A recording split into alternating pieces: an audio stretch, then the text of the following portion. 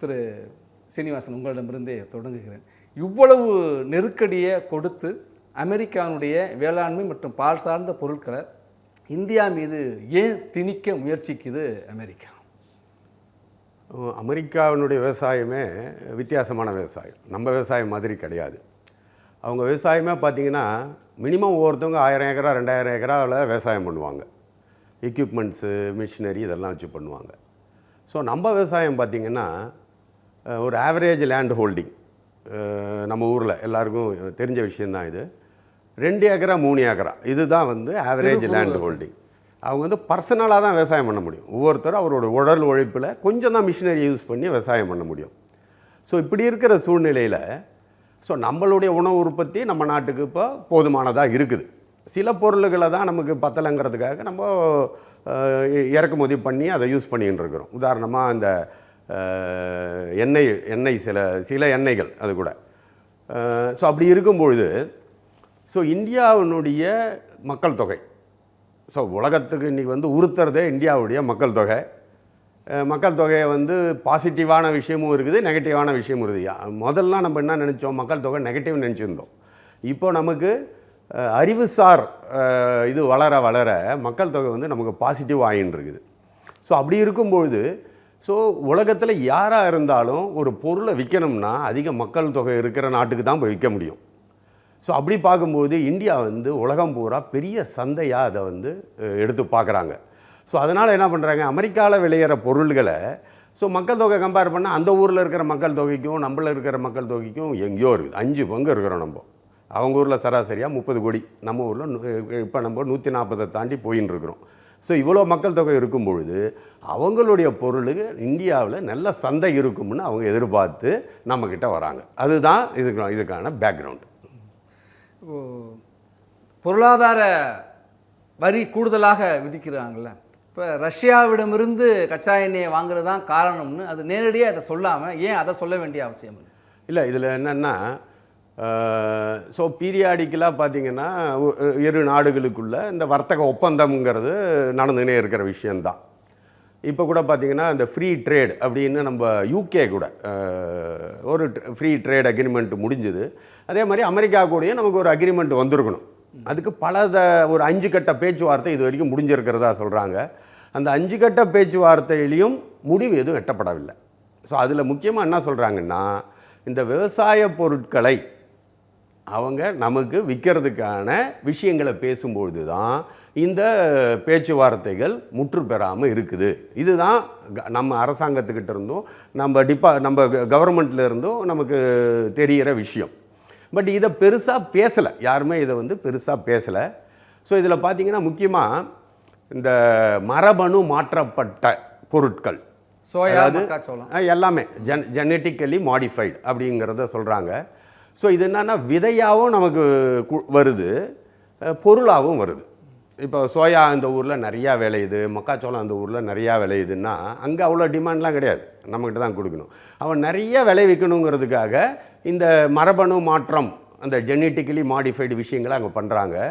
அதே மாதிரி நிறைய பொருளுக்கான விதை பண்ணையாகவும் அமெரிக்காவில் இருக்குது. அந்த விதை பண்ணையிலேருந்து ஜெனட்டிக்கலி மாடிஃபைடு மரபணு மாற்றப்பட்ட விதைகளையும் இந்தியாவுக்கு கொடுக்கணும் அப்படிங்கிற ஒரு அஜெண்டாவோட வராங்க. இது இல்லாமல் பால் பொருட்கள். இதுதான் நிறையா இப்போ நம்ம பார்க்க வேண்டிய விஷயம். இந்த பால் பொருட்களில் இப்போ ஒரு மாதமாக 2 மாதமாக நம்ம என்ன பேசின்னு இருக்கிறோம், நான்வெஜ் பால் அப்படின்னு நம்ம பேச ஆரம்பித்தோம். நான்வெஜ் பால் தான் என்ன, நமக்கு தெரிஞ்சதெல்லாம் பால், மாடு புள்ளையோ அதையே சாப்பிட்டுட்டு கொடுக்குற பால். நம்ம அதை இது வரைக்கும் நான்வெஜ் பாலுன்னு நம்ம அதை பேசினதே கிடையாது. ஆனால் இப்போ புது டெர்மினாலஜி நான்வெஜ் பாலுன்னு நம்ம பேச ஆரம்பிச்சிருக்கோம். அப்படின்னா என்ன, அந்த மாட்டுக்கு கொடுக்குற உணவுகளில் இந்த நான்வெஜ்ஜின்னு சொல்லப்படுற இந்த இறைச்சிகளையும் அதிலிருந்து கிடைக்கிற பொருள்களையும் நம்ம எப்படி உலர் தீவனம் கொடுக்குறோம், அதை புல் காய வச்சு அரைச்சி தீவனமாக மற்ற பயிர்கள் சத்து உள்ளமாக கொடுக்கறது போல் அங்கே இறைச்சியை அதிலேருந்து கிடைக்கிற சில விஷயங்களை வச்சு மாட்டுக்கு கொடுத்து அதிலேருந்து பால் வருது. முக்கியமாக என்னென்னா பாலை இம்போர்ட் பண்ணுற அளவுக்கு இப்போ இந்தியா இல்லை. நம்மளே தன்னிறைவாக தான் இருக்கிறோம். பால் பொருளை பொறுத்த வரைக்கும் நம்ம தன்னிறைவாக தான் இருக்கிறோம். அதை நம்ம இம்போர்ட் பண்ண வேண்டிய அவசியம் கிடையாது. ஒருவேளை இம்போர்ட் பண்ணால் நம்ம விவசாயிகளுடைய வாழ்வாதாரம் பாதிக்கும். ஏன்னா அவனுடைய ப்ரொடக்ஷன்னு பார்த்தீங்கன்னு வச்சுக்கோங்களேன், நம்ம ஊரில் நம்ம சொல்கிறோம் பால் விலை ஏற்றி கொடு நம்ம பேசிகிட்டு இருக்கிறோம். நமக்கு பால் உற்பத்தி பண்ணுறதுக்கே மினிமம் 40 ரூபா ஆகுது ஒரு லிட்டருக்கு நம்ம பேசிகிட்டு இருக்கோம். அவன் 10 ரூபாய்க்கு பாலை கொண்டாந்து இறக்குவான். நீங்கள் என்ன பண்ணுவீங்க? நடைமுறையில் பக்கத்து மாநிலத்திலேருந்து பால் நிறுவனத்தினுடைய உற்பத்தி பொருட்கள் இங்கே வர்றதுக்கே நிறைய எதிர்ப்பெல்லாம் சில பேர் சொல்கிறப்ப, இப்போ வேறு நாட்டிலேருந்து ரொம்ப விலை குறைவாக வந்தால் கண்டிப்பாக இதில் எல்லாமே நம்ம உள்நாட்டு விவசாயினுடைய நலன் அதுதான் பிரதானம். இங்கே நம்ம கிட்டத்தட்ட 60-70% மக்கள் இன்னும் விவசாயத்தை நம்பி வாழற நாடு நம்மது. ஸோ இதில் போய் அவங்களுடைய பொருளாதாரம் ஒரு விவசாயிக்கு ஒரு ஆவரேஜாக பார்த்திங்கன்னா ஒரு மாதத்துக்கு 5000-6000 சம்பாதிக்கிறதே பெரிய விஷயமா இருக்கிற இந்த காலகட்டத்தில் இந்த மாதிரியான பொருட்களை நம்ம ஃப்ரீயாக இம்போர்ட் பண்ணுறோம், இல்லை ரொம்ப சீப்பாக இம்போர்ட் பண்ணுறோம்னா அது கண்டிப்பாக விவசாயிகளை பெருமளவு பாதிக்கும். இது சின்ன இம்பேக்ட்லாம் இருக்காது, பெருமளவு பாதிக்கும். கிராமப்புறங்களில் பார்த்திங்கன்னா பெண்கள், சிறு விவசாயிகள் இந்த மாடுங்களை வளர்த்து மாடுலேருந்து வர்றது, இல்லை ஆடுங்களை வளர்த்து அதுலேருந்து கிடைக்கிறது, இல்லை கோழி வளர்த்து இந்த மாதிரி விஷயங்கள்லையே தற்சார்பு பொருள் இந்த மாதிரி தான் நிறையா. நம்ம எதுவும் பயிர் மாத்திரமே நம்பி விவசாயிகள் இல்லை, இந்த மாதிரியான சில விஷயங்களும் பண்ணும்பொழுது தான் அவங்களால விவசாயம் பண்ண முடியும். அமெரிக்காவுடைய அந்த நெருக்கடிங்கிறது நம்ம கிராமங்களில் இருக்கிற தற்சார்பு பொருளாதாரத்தையும் சிதைக்கிற வகையில் கண்டிப்பாக இது யாருமே பேசலை. நல்ல வேளை நீங்கள் இன்றைக்கி அதை வந்து பேச ஆரம்பிச்சிருக்கீங்க. ஸோ இதெல்லாம் நாங்கள் இப்போ நம்ம நிறைய படிக்கிறோம், ஆனால் இது பேசவே இல்லை. பேசுவோம் சார். நிறைய அமெரிக்காவுடைய உணவுப் பொருட்களை பொறுத்த வரைக்கும் பயோ என்ஜினியர்டு ஃபுட்ஸ் அப்படின்னு சொல்கிறாங்க. அதாவது மரபணு மாற்றப்பட்ட செயற்கையான இறைச்சி, செயற்கையான உணவுப் பொருட்கள் உற்பத்தி எல்லாம் பெரிய அச்சுறுத்தலாக அங்கே ஒரு பெரிய சந்தையாக இருக்குது. அது இங்கே சந்தையாக்குறதுக்கான ஒரு முயற்சி இருக்குது சொல்கிறாங்க. நம்ம தொடர்ந்து பேசுவோம். சீனிவாசன் சார், இப்போ வேளாண் பொருளாதாரம் எந்த அளவுக்கு முக்கியத்துவம்? வேளாண் பொருளாதாரம் நம்ம ஏற்கனவே சொன்ன மாதிரி மக்கள் தொகையில் பெரும்பாலானவர்கள் விவசாயத்தில் இருக்காங்க. ஸோ பொருளாதாரம்னு பார்த்தீங்கன்னா ஜிடிபின்னு சொல்லுவாங்க இல்லையா, அதாவது உற்பத்தி, உள்நாட்டு உற்பத்தியில் வேளாண் பொருளினுடைய பங்களிப்பு அப்படின்னு பார்த்தீங்கன்னா ஒரு 20% கணக்கு பண்ணுறாங்க. 20-25 அது ஒருத்தவங்க ஒரு மாதிரி சொல்லுவாங்க. ஏன்னா வேளாண் பொருளில் இந்த உற்பத்தியை கணக்கு பண்ணுறதுல எனக்கு எப்பயுமே ஒரு டவுட் உண்டு. இப்போது பெரும்பாலான விவசாயிகள் அவங்களுடைய உற்பத்தியை அவங்களே கன்சியூம் பண்ணுறாங்க. இது இந்த கணக்கில் எடுக்குதா, இது இந்த கணக்கில் வருதா? கண்டிப்பாக கூட வரணும். ஸோ இது எனக்கு எப்பயுமே இருக்கிற ஒரு சந்தேகம். ஏன்னா நம்ம பெரும்பாலும் பார்த்திங்கன்னா விவசாயி போய் அவங்க விளைவிக்கிற பொருள் அவங்களே தான் அதை வந்து யூஸ் பண்ணிக்கிறாங்க. இது சந்தைக்கு போய் அவங்களுக்கு வர்றது கிடையாது. ஸோ இது கணக்கில் வருதாங்கிறது ஒரு கேள்வி இருக்குது. அப்படி பார்த்திங்கன்னா என்னுடைய எஸ்டிமேஷன் ஒரு 40% இருக்கணுங்கிறது என்னுடைய எஸ்டிமேஷன். ஸோ இது ஒரு பக்கம் இருக்கும்போது அதாவது ஒரு 90% விளைபொருளை நம்ம இந்தியாவில் நம்ம தன்னிறைவு அடைஞ்சிருக்கிறோம். ஒரு சில பொருளை தான் நம்ம இம்போர்ட் பண்ணுறோம்.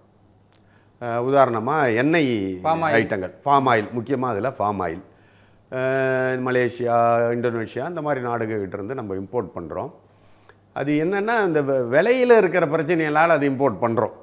ஏன்னா அங்கே விலை கம்மியாக கிடைக்குது. அண்டு இங்கேயும் நம்ம வெகுஜனங்களுக்கு அதை கொண்டு போய் சேர்க்க வேண்டிய ஒரு பொறுப்பு அரசாங்கத்துக்கு இருக்கிறதுனால அதை நம்ம இம்போர்ட் பண்ணி விநியோகிக்கிறோம்.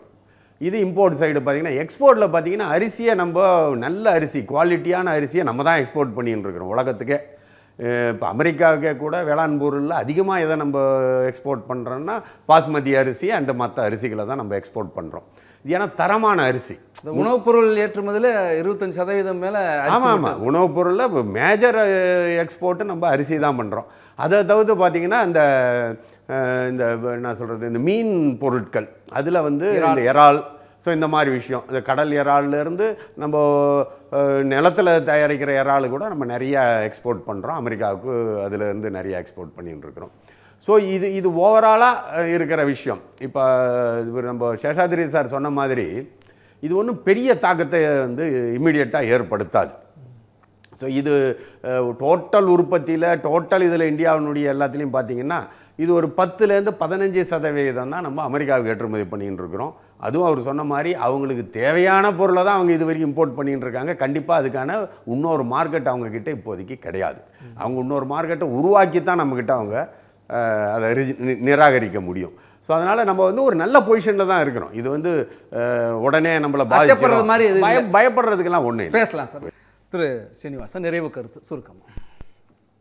இப்போ இந்த இவ்வளோ நேரம் நம்ம பேசுனதில் பார்த்திங்கன்னா பிரதமர் இதை வந்து நம்ம இந்த சுதந்திர தின உரையிலேயே இதை ஸ்டார்ட் பண்ணார். அங்கேயே இதுக்கு வந்து ஸ்ட்ராங்காக நாங்கள் வந்து எக்காரணத்தை கொண்டும் இந்த அமெரிக்கனுடைய இதுவை நாங்கள் அடிபணிய மாட்டோம், எங்களுடைய விவசாயிகள், நம்ம மீனவர்கள், சிறு குறு தொழிலாளர்கள், அப்புறம் அதாவது கால்நடை வளர்ப்பவர்கள், அதையும் ஸ்பெசிஃபிக்காக சொல்கிறாங்க. ஸோ இவங்களுடைய நலனை நாங்கள் எப்படியாவது பாதுகாப்போம், அதுக்காக இதெல்லாம் பண்ண மாட்டோன்னு சொல்லி அதுலேயே சொன்னார். அந்த ஒரு ஸ்பீச்சிலேயே பார்த்தீங்கன்னா நிறைய ரிஃபார்மை பற்றி பேசியிருக்காரு. ஜிஎஸ்டிலாம் முக்கியமாக ஜிஎஸ்டி ரிஃபார்ம்.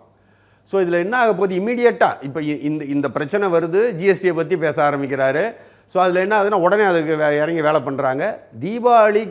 தீபாவளி பர்ச்சேஸ் இதெல்லாம் வந்து நார்மலாக பார்த்தீங்கன்னா இந்த ஒரு 2 மாதத்தில் பார்த்தீங்கன்னா இந்தியாவில் எல்லா இந்த பர்ச்சேஸ் எல்லாம் ஃபுல்லாக நடக்கும். ஈவன் கார் வாங்குறதுலேருந்து, வீடு வாங்குறதுலேருந்து, வீட்டுக்கு தேவையான எல்லா பொருள் வாங்குறதுலேருந்து எல்லாமே இது நடக்கும். ஸோ இந்த நேரத்தில் மக்களுடைய பர்ச்சேசிங் பவரை இன்க்ரீஸ் பண்ணி விலைகள், ஜிஎஸ்டி குறையுதுன்னா ஓரளவுக்கு விலையும் குறையும். ஸோ இதை வச்சு பர்ச்சேசிங் பவரையும் இன்க்ரீஸ் பண்ணுற அளவுக்கு உடனே ஒரு திட்டத்தை அங்கேயே அறிவிக்கிறாங்க. அதுக்கான வேலைகளும் நடந்துட்டு இருக்குது. எனக்கு என்னமோ ரொம்ப, அதாவது இது இந்த மாதிரி நடந்ததே இல்லை, நம்ம பொருளை வாங்க முடியலையே, அங்கே இது மாதிரி ஆயிடுத்தேன்னு கவலைப்படாமல் உடனே இந்தியாவிலேயே அதுக்கான மார்க்கெட்டை நம்ம உருவாக்க முடியும் அப்படின்றதையும் எடுத்து, அது இப்போ சில உலக நாடுகளில் வேறு சில நாடுகள்கிட்டையும் இதை பற்றி பேச ஆரம்பிச்சிருக்காங்க.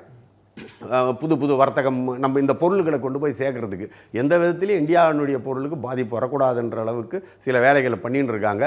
ஸோ இது வந்து நம்ம நல்ல திசையில் தான் போயின்னு இருக்கோம்ன்றது என்னுடைய ஒரு அபிப்பிராயம். நன்றி சார்.